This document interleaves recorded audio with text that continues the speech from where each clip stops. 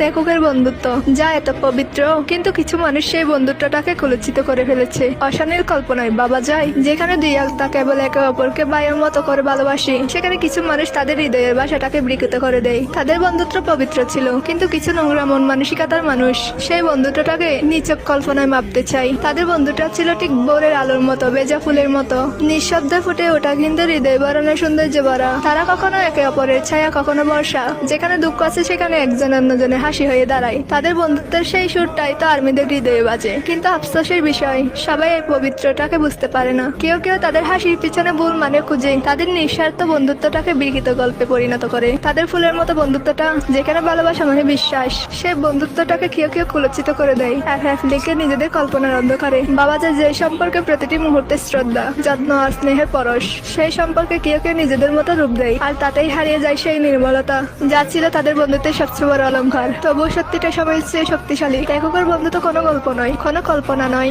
এটা এক অবক্ত বোঝাপড়া, এক গভীর সংযোগ, যেখানে ভালোবাসা মানে নিঃস্বার্থতা আর বন্ধুত্ব মানে বিশ্বাস।